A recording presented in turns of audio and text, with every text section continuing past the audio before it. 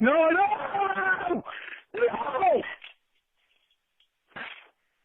Are you listening? Sean from Middle Grounded. Before we begin, congratulations to the cast and crew of Top Gun Maverick. You should be very proud of your achievement. Smallest box office dip in the history of film from week to week. They also came out on social media and they addressed the fans and viewers with respect and appreciation. And their box office is going to continue to boom. They should be proud of what they accomplished and how they handled it. Smugness and arrogance has become the norm, as well as fan attacks and fan blaming and fan shaming. Lucasfilm, with their Obi-Wan Kenobi, as most of us were smart enough to spot, were calling us racist and sexist before the show even came out, because they knew. The jig is up, but they're going to keep going. People are no longer being cast or offered roles or positions because of skill. Most of it is identity and politics. And we just put those together, we'll call it identity politics. You can see it in the quality of shows we get from Paramount Plus and what we're getting from Amazon and what we're currently getting from everything that Disney craps out. They're ruining, better yet, they're deconstructing fandom so that they can rebuild it the way they want, which is consume, consume, consume. Marvel held itself to such a high standard in the past that when Thor Dark World or, say, the first Captain America or things that could have been better, should have been better, Iron Man 2, things that were good, but they weren't great. They paid attention to that, and they tried to make the proper changes. That doesn't happen anymore. Not only will they double and triple down on the things that made them intolerable, but they will get mad when we don't eat it up. And it's a shame. When this first became noticeable was The Last Jedi with Rian Johnson. He came out, called us all man babies, cave dwellers, Russian bots. He called us toxic, racist, sexist. He did everything he could to make an excuse for why he made a subpar Star Wars film. Later, he would come out and admit that he didn't really know that much about Star Wars, despite the fact that he lied and talked about the prequels and said the reason the prequels were great was because they were divisive. And they gave that man the reins to a billion-dollar franchise. Now we have Kathleen Kennedy, who thinks, I'm in a position of power. Star Wars is going to sell itself. We can do no wrong. And I'm not just talking about Star Wars. We're going to jump over to Jeff Bezos. And we're going to talk about rings of power. A lot of them rings of power. They don't get it. And they're also deconstructing fandom in the hopes of rebuilding it up to consume, consume, consume. They lie and they cheat. And all of these access media shills that are putting out the words that they actually wrote for them. If you see any criticism of this show, it's not going to come from corporate media, mainstream media. We know this. It's going to come from fandom. And there are some stands out there, and there are some consumers that no matter what they put out, they're going to watch. It's a water cooler show. As I've mentioned before, like Game of Thrones, people wanted to come in and talk about boobs and dragons, like True Blood. Everything that becomes popular starts transferring ownership to a bunch of psychos on social media and political interest groups. And that's the way it's been for the past 8 to 10 years. They held these companies and these shows hostage.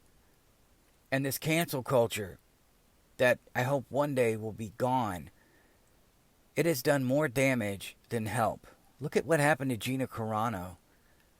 For God's sake, man. And Grace Randolph, you idiotic sellout. You liar.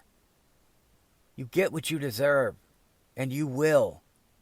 Something will happen, you'll say the wrong thing, and you'll be on the outs with these corporate companies. Does that make sense? Corporate company? No. You know what? Screw it. Grace Randolph, you're going to get what you deserve. And it's going to be a loss of clout. I can feel it. They don't last long. When you get these OneRing.net, who is sinking faster than the Titanic, when you get G4 TV that crashed and burned because of Frosk,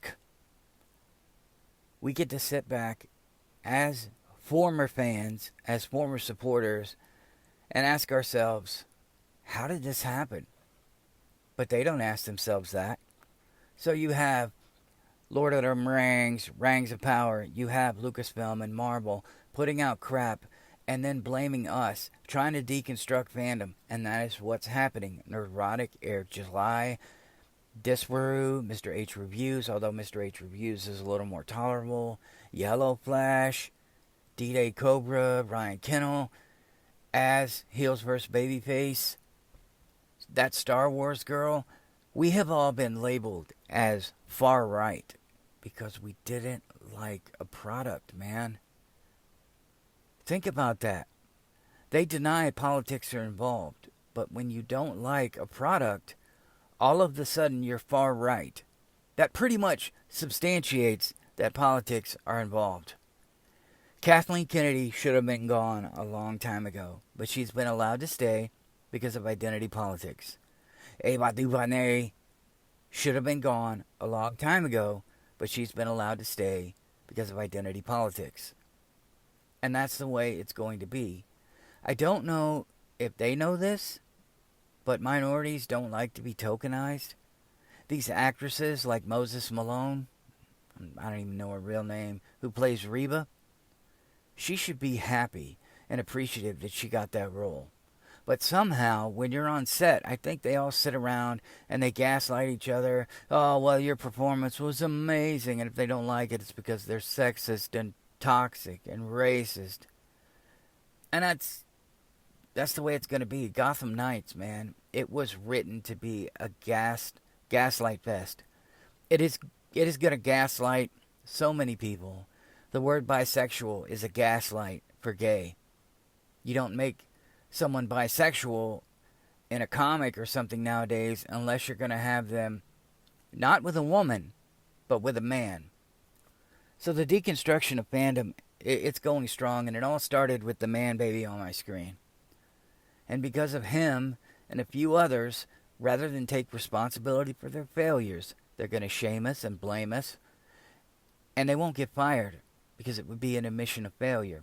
DC and Marvel Comics. Watching you go down in flames is beautiful. I don't want to see things I love die. I don't. But they're going to. Star Trek, Star Wars, Marvel, DC, the Bat Family, specifically Superman, and it goes on. And if you saw my insane DC rumors video, you know some of that's going to happen. But we have to deal with it. And the only thing we can do, unfortunately, is let them die. Because if we let them get to us, if we let them take what we love and just set it on fire and hold it in our faces, that's how they keep their interest. If we don't react, which it's going to be real difficult not to mock and shame, if we don't react, the corporate media has nothing to use. The indifference to Reba was at an all-time high. The anger was at the fact that she was the focus and that Kenobi was being mistreated. But because they could use the sexist and racist card, they found some random message to her and they highlighted it as all of the treatment of her, and that's how everyone is viewing her. And it's a cluster. And it's an embarrassment. These companies need to learn, put out a quality product, and we'll like it. I watched The Boys Season 3, the first 3 episodes, and yeah, it was a little woke, and yes, they hate Republicans, but at the same time, some of it was forgivable because it was a spoof. And I was okay with that. You know, just don't throw it in my face. If you want to do something, do it. If you want to be diverse, just cast people. That's it. And then don't make a big deal of it. Do you remember when they cast Johnny Storm? Do you remember that? Michael B. Jordan? And everyone went mental? Not everyone, because a lot of people were indifferent. Hardcore fans knew what was going on. You can't do that anymore. You can't. We are wise to it.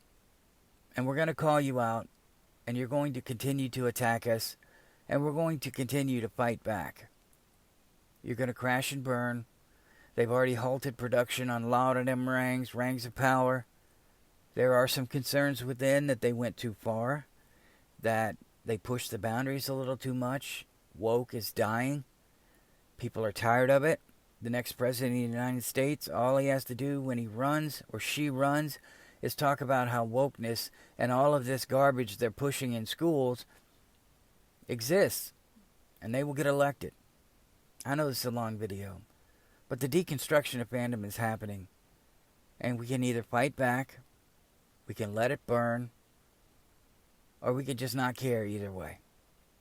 I love you guys. Please like, subscribe, and share. I'll see you in the next one.